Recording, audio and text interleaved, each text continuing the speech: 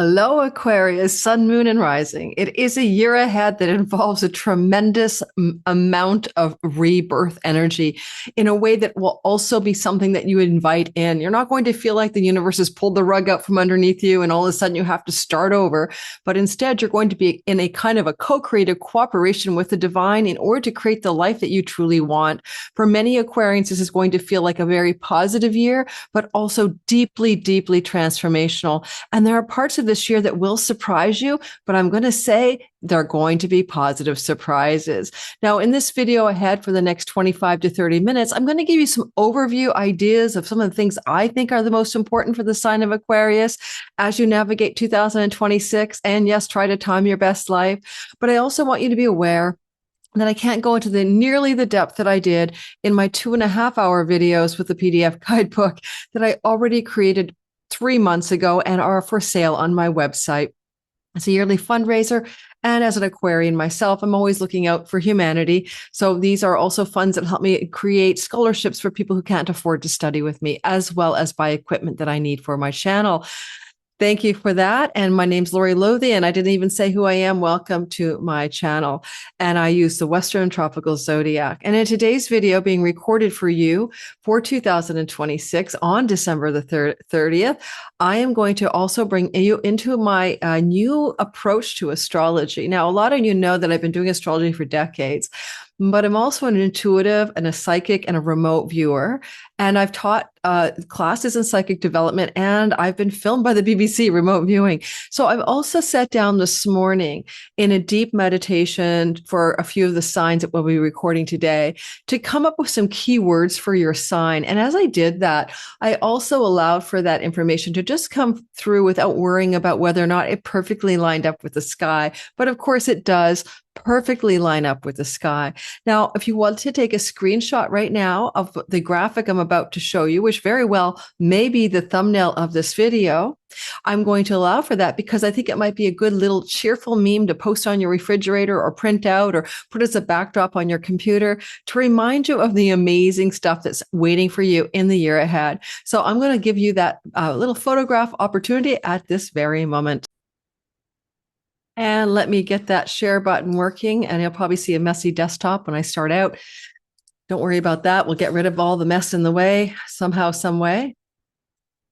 And this is your year ahead vibration. These are the themes that are playing out. This is not just about my intuition, but actually we'll be verifying this with the astrology. And I am one of you. So for Aquarians, we can let our light shine in 2026. And if indeed, whether we want to or not, it will be shining. We have a sense of destiny calling us. And that has a lot to do with the eclipses coming our way through our sign. We have a magnificent rebirth. Praise Pluto, Neptune, and Uranus. And we have this elegant clarity that's emerging as well. And I'll describe all the details of how and why as we go through the astrology today. Now, because I cannot do this for you without having to go through the wheel and spin it over an entire year, you're not going to have me spinning the wheel today. We're going to have me talking at you. So take notes, listen in. You can replay this, of course. Now, the first thing I want to mention is the idea here that as you move into 2026, the Pluto energy that's in our sign and has been investigating us since 2023 and is now in full-time occupation of Aquarius is lumbering through our sign until 2044. And there's nothing subtle about Pluto. Pluto is death and rebirth. It is regeneration. It is catharsis. It is the phoenix that rises from the ashes and the caterpillar that emerges from that cocoon, not knowing what it will become from what it was. And that is you. That is you this year more than any other year, not 2023, 24, 25. Those were dress rehearsals. And the reason is as we move into this year with a really intense energy in July in particular, Pluto will be met from a trine energy, a flow energy, a positive energy from Pluto in Aquarius from Uranus in the sign of Gemini. And as well, we'll get some love and intensity coming through Neptune in a sextile. All of this, and Neptune will have moved into Aries. And all of this is to say that this is a year in which Pluto is cooperating with the transpersonal giants, the gods of intentional, divinely orchestrated change. And the change that happens for you is more acute than many signs because Pluto is asking you to birth a self that's different from the one you've been living all of your life. If you've always felt like somehow you've missed the mark, there's something deeper, more profound, more true about who you are and who you wish to become in this world, then this is the year to step into those big girl panties, okay? This is where you have celestial support to do that. And I really feel that if you're allowing yourself to surrender a bit here, because Neptune can be enlightenment and surrender, and from the Aries sky, he flows to you and he offers up that possibility of let go, let God, then you are going to be moving into a time where the universe might ask you to be a significant teacher, communicator, beacon of light for the world. We'll get to the light in a minute. And energetically speaking, wow, because you're talking about that Neptune transit through your third house of communicating. Sometimes we do teaching there. Sometimes we're also marketing and selling. It's our social media landscape. Neptune rules all of the videography platforms, including the glamour of the older platforms like Instagram, which are dying on the vine in terms of photography. But whatever it is you're here to do, Neptune plunks his ass into the writing, communicating, and teaching house, as well as flows to that Pluto rebirth of your identity. Now, if you're listening today for your ascendant in the sign of Aquarius, you are listening for the part of you that is the character in the simulation. It is the avatar. I'm Aquarius rising. It's the role that we play. We are water bearers pouring the healing water on humanity. We're here to support the growth and evolution of the human species. But if you're listening for your Aquarius sun, then it's really about the purpose and career the career purpose of your life, right? Why am I here? What's the actual incarnational, really deep reason for being on planet Earth at this time? The moon can be about how you feel and think about your life. And this is a great year for you to purify your emotional and your mental construct so that you are a clean channel for the divine. Now, just funny enough, I asked from the Carolyn Miss archetype cards today, a card for us, and it's the word scribe, okay? And the scribe energy is about preserving knowledge and information. Now, it can be journalism, it can be writing, it can be teaching, but to be somebody who is not only preserving, but dispensing knowledge and information into the world is a big part of what this year is going to ask you to do. I don't care if your knowledge and information is to teach a kindergarten class, because you've always wanted to help little people into this world in a kind and generous way, or you want to teach the meaning of life. This is a time for you to dispense what knowledge and wisdom you have gained and earned in your life by living life. Knowledge and wisdom isn't about a book. It's about your own knowing. You've come to a place in your life, Aquarius, where you know what is true, you know what is meaningful, and now you wish to dispense that knowledge and that wisdom into the world. That is that energetic that I think is so important for all of the world, where information is saturated, we're inundated with useless information. AI is even making it more intense. What about if we go deeper? And that's one of the things many Aquarians will do. It's certainly a year for introspection and guidance that comes from your inner voice. And if you want to follow that lead of your inner voice, you'll do very, very well. I also said that you will shine your light. And that's going to be seemingly interesting because it doesn't mean you have to be a celebrity. We're not talking about everyone gets on YouTube. Your light is your unique way of being in the world. And because the sun, the solar energy, is moving through the sign of Leo with the energy of the South Node, with the energy of Jupiter in 2026, there's a kind of focus in how you wish to bring your light energy and your leader energy in a deeply spiritual way. South Node is not about telling people how they can get rich, and promising them rainbows of pots of gold, which unfortunately a lot of astrology channels have done and I've done. It's literally, or, tarot channels or whatever you're doing in the world. It's about the South Node, which is that depth of spiritual wisdom with the big, bold energy of Jupiter to expand it into the public. Why the public? Well, other than being your marriage house, the seventh house is the house of the energy you dispense into the audience and marketplace for anything that you do in this world, even including clients and customers. If you work in Starbucks, shine your light to your customers. Bring them a depth of spiritual presence. Let the light of who you are shine out to all of those you encounter from the house of other, as the solar energy, this Leo energy, and this expansion of Jupiter mid-year to the end of the year amplifies everything. Now, I know you're going to say, isn't that the house of marriage? It sure damn is. And yes, if you are looking for a boost in your relationship, your long-term committed love life has been like flagging, it could be some luck for your partner. It can be some really good experiences for yourself in that relationship where things begin to move towards a better, buoyant, magnanimous, wealthy, happy state. However, I will tell you, if you're in a long-term love relationship and Jupiter is moving through Leo, and that'll be June 30th, add a year until July of 2027. Jupiter is that Rolling Stones song. You don't always get what you want. You get what you need. And therefore, sometimes Jupiter is literally like the, I don't know what to call him. He's like the, the wise one, King Solomon or something, coming in and saying, okay, this is what we got to do. This is not your relationship anymore. It's not letting you grow, thrive, expand. It's somehow containing you.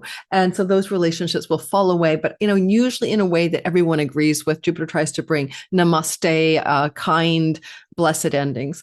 But if you're single and you're looking for a relationship, or as well, you could find yourself coming into a new relationship with a magnanimous, generous, a good person, a good partner, the good woman, the good man, the quite often the wealthy person as well. And so there is this call of the sky that happens every 12 years to let that person come into your life as Jupiter either ends or begins relationships for you. And if you need to compare, you can go back to the last time Jupiter moved through Leo in July of 2014 to August of 2015, or before that, August 2002 to August of 2003. And I ended a marriage and I ended a marriage. For me, both of those were completions of long-term relationships. I'm Aquarius rising, but it doesn't always have to be. And this is different than those times. Very, very different. And the reason it's so different is because we also have the South Node of Destiny moving through here. And this is where Destiny calls. Destiny is calling you into new affiliations and relationships with other people, including a potential long-term love partner, as well as that's the South Node moving through Leo, which will occur in the midsummer through to the end of the year, in fact, to mid-2027. And also, you're going to experience the energy of destiny calls through the North Node, amplification of your sun in Aquarius, your moon in Aquarius, or your rising sign. Now, this is a cycle that occurs on the regular. It is a repeating cycle where eclipses continually emerge. So you can go back if you like to remember how your life went in the last such cycle, which would have been, I don't know why my brain never remembers these things because it's not that complicated. Welcome to menopause. It would be back in 2008, 2009. Yeah, my brain came back. And it would also take you back to 1990. Okay, no, my brain has gone off. Let me grab it. 1989 to 1991. And in that regard, the destiny that calls you is not that common. You're going to be called the same way on those schedules that I just gave you. And you can go back every 18 years and 18 years. You'll find the same pattern repeating for about 18 months. When destiny calls you by the North Node going through your first house, it will expand you. So your ascendant, like I am a rising, then the character is going to grow larger. Often the character can get fame, wealth, and worldly success when the North Node moves through the sign of the character for Aquarius rising, the Aquarius sun, an expansion of purpose and meaning and maybe career path, and also volume up for you, Leo, the Aquarius moons on things to do with home and maybe even moving to a foreign home or a larger home, or even an expansion of your emotional range or reach, as well as your mind and how big and wide and vast your mind can go. So all of that is destiny calls. Are you going to pick up the phone? Are you ready to listen in? Can you imagine that destiny's calling you this time around where we have Pluto, death and rebirth and transformation in your sign? You really can't compare this to anything else. You really can't compare this. Now we have the god of change. His name is Uranus, but he's also clarity of insight, moving through your fifth house, starting at the third week of April through to the end of the year. And he'll be here for 7 years. And what Uranus can do in your fifth house is quite exciting. First of all, he could open up windfalls, pennies from heavens, and lottery wins. Yes, he can. But he can also surprise you. And the surprise could come from your children. Maybe you're going to have some grandchildren coming in, or, you might have an unexpected pregnancy if you're of the age where that could make sense. But the other part of Uranus moving through Gemini is that this is where your muse is, okay? The muse of creativity, enthusiasm, and inspiration. This is where those generative insights come from. Your, like, one day you're waking up from bed and you have an idea from a dream, or you're meditating, or you're walking down the street and you get a lightning bolt of insight. Comes down like a download through your pineal gland, and you're like, OMG, I have got to pay attention to this. What the hell is this thing? That kind of lightning bolt of inspiration, enthusiasm, and insight and creativity is going to be available to you in 2026. And it's going to hook up with Pluto to transform your reality. This is going to be a beautiful air trine between the fifth house and your first house. Now, because in modern astrology, you're ruled by the sign of you're ruled by Uranus, and in ancient tradition, you're ruled by Saturn. I will give you this. If I go with the modern astrology, having Uranus in your fifth house is a manifestation signature. Fifth house is a manifestation house, but it's really my will and divine will are one will. I mean, it doesn't happen any other way. We just imagine it does, but it's one of those kinds of vibrations where you could line up your personal willpower with the divine will, and therefore seem like you are manifesting like a crazy person. And if you take the idea that you have Uranus in the fifth house, which can help you manifest things in your life and create things in your life and be generative of great original ideas creatively and entrepreneurial ideas creatively, fifth house, you can also wonder what your Lord of your sign, Saturn, is doing in the third house, because he'll be there for 3 years. Yes, indeedy. He moves there on February the 14th, and he will co-join Uranus on February the 20th. And I've got that in my longer videos for you guys.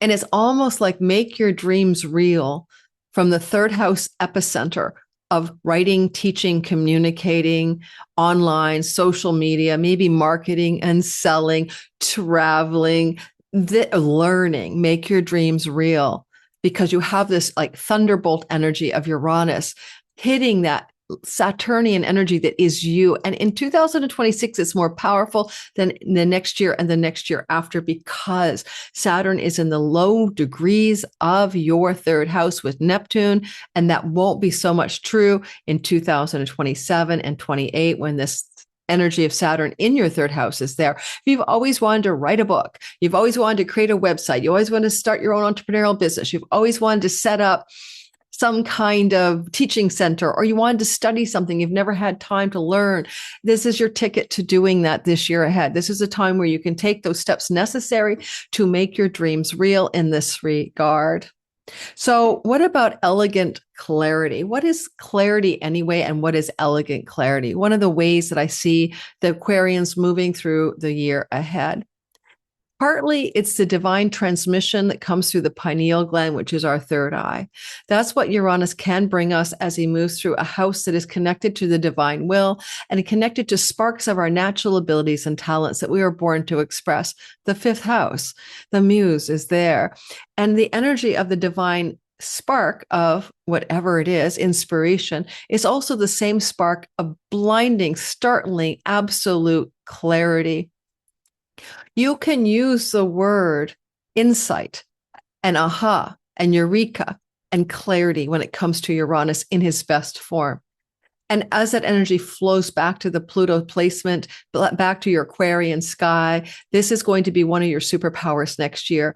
Elegance is here as well. The elegance is Saturn. You know, Saturn's a funny guy. He loves, like, you know, he's the guy of the antique realm, right? The refinement, the Capricornian things, like the Chanel suit, you know, the Ethan Allen sofa, you know, that stuff. And that's the Saturn Capricorn vibe. In Aquarius, it's more futuristic. The latest iPhone, the most fanciest iPad, the best computer, the hottest mics, okay, whatever. But the best, nothing but the best, because Saturn is the Lord of time and he wants things to last. And for lasting quality, we often need to have elegant refinement. And so because he's flowing to the way the lightning bolts are coming through your head of inspiration this year, trust me, there's an elegance to them. And elegance is also simplicity. It doesn't have to be complicated. I doubt you're downloading like a multi-step process for your reality. You're going to have one of those moments where you just see what you need to do. And I want you to pay attention in this regard for elegant divine downloads for elegant clarity and startling and bright and clear contrast to confusion, I want you to look for that to be most available for you around February 20th when Neptune and Saturn co-join as they spread their wings out to Pluto in your sign and Uranus in your fifth house. So that's what I've got for you this year ahead. And, you know, there's so many things happening. And the most important thing for you is always where Lord Saturn goes, because Saturn is the Lord of your sign. And as Saturn is moving through the sign to from you, Aries, he can see you and witness you, and it's called a sextile.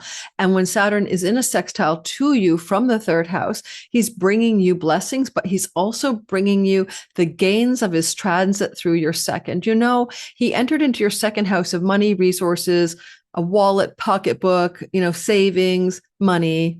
He moved, and dietary style. He moved through that sky, your second house Pisces story, back in 2023, and he finally got ready to dust off and leave as he finally out of here right now, coming up this February.